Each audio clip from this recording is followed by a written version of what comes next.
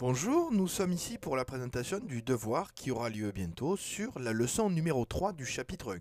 Je rappelle que le chapitre 1 concerne la planète Terre et que le chapitre 3 concerne l'exploitation des ressources. Et oui, vous voyez bien, il y a 2 pages.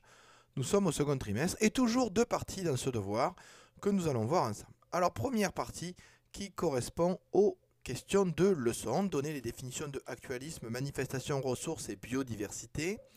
Expliquer le lien entre les activités de la Terre et les ressources naturelles, par exemple pour le sable. Et les activités de la Terre, je rappelle que ce sont les manifestations de l'activité externe à la Terre. Expliquer en quoi les fossiles peuvent être liés à des ressources naturelles. Nous en avons vu un exemple en classe et un autre exemple dans les vidéos. Expliquer pourquoi la biosphère, donc l'ensemble des êtres vivants, est impactée, ça veut dire qu'elle est influencée par l'exploitation des ressources naturelles de l'homme, c'est-à-dire quelle est l'influence des ressources, de l'exploitation des ressources naturelles sur la biosphère, sur les êtres vivants. Voilà pour la partie cours. Pour la partie exercice, le premier exercice concerne la construction d'un barrage. Vous voyez ici un petit schéma qui vous montre avant la construction et un petit schéma qui vous montre après la construction. Vous êtes considéré comme un ingénieur géologue spécialiste dans l'exploitation des ressources naturelles et c'est à vous qu'on demande de faire l'étude d'impact, c'est-à-dire que va-t-il se passer une fois qu'on aura fait le barrage. Vous avez évidemment 2 autres documents qui sont là pour vous aider. Le document numéro 2, à savoir ce qui se passe sur des barrages qui ont déjà été faits avec les galets qui se posent, le courant. Je rappelle que amont, c'est du côté de la montagne, aval du côté de la vallée. Et enfin, un troisième document qui a évidemment un rapport avec ce qu'on a déjà vu en classe pour les poissons et la gravière, sur la température de l'eau et la quantité de dioxygène présent dans l'eau et donc forcément la respiration des poissons. Première chose, quelle est la ressource qui va être exploitée dans cet exemple pour un barrage hydroélectrique? Deuxième question, d'après le document 1, expliquer si la biodiversité de la forêt va être modifiée. Je rappelle que quand on explique, on doit justifier sa réponse. Vous pouvez la justifier par rapport à ces 2 schémas, en les comparant évidemment.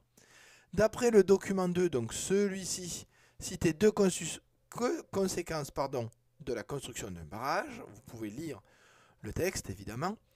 Et enfin, d'après le document 3, construire un graphique montrant le taux de dioxygène selon la température. Vous avez ici l'échelle qui est donnée. Je rappelle que vous mettrez en axe vertical, dans ce sens, le dioxygène et en axe horizontal, la température. Bien entendu, vous pouvez convertir en utilisant les échelles qui vous sont données. N'oubliez pas, bien entendu, pour le graphique, j'aime bien les bien entendus aujourd'hui, n'oubliez pas les titres des axes et le titre du graphique. Et enfin, question 9, expliquez à l'aide du graphique ou du document 3 si la construction du barrage va modifier la biodiversité dans la rivière. Je vous fais remarquer que vous pouvez très bien répondre à cette question 9 sans avoir fait la question 8, il suffit de lire le tableau. Si jamais elle vous pose problème, laissez-la pour la fin, ce n'est pas trop grave.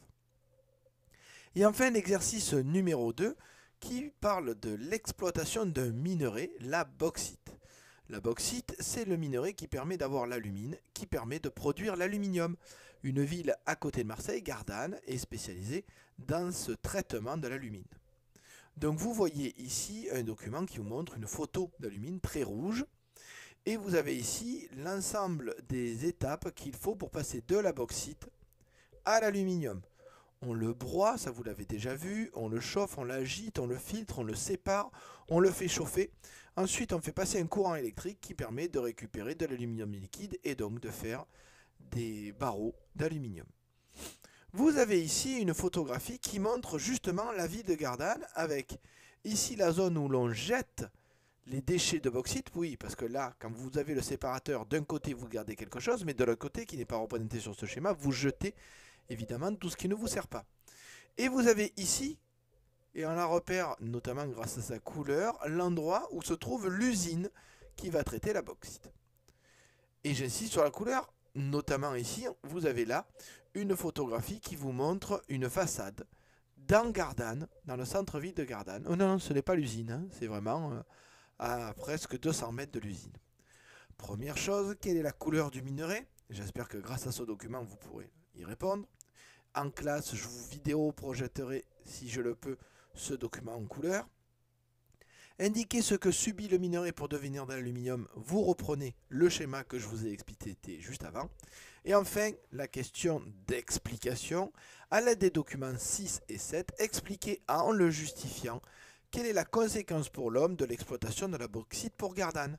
Évidemment, vous utilisez ces données-là que vous voyez ici, cette donnée-là, et pensez bien que s'il y a de la couleur, c'est qu'il y a de la poussière, et donc que cela peut avoir des conséquences sur la santé. N'oubliez pas que vous serez principalement évalué sur la justification de vos réponses. C'est principalement ça qui m'intéresse. Par exemple, le graphique, s'il n'est pas fait, ce ne sera pas grave. Par contre, si vous le faites, évidemment, ça pourrait être un bonus.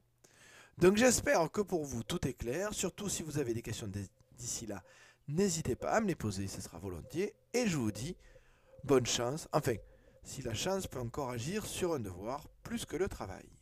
À bientôt.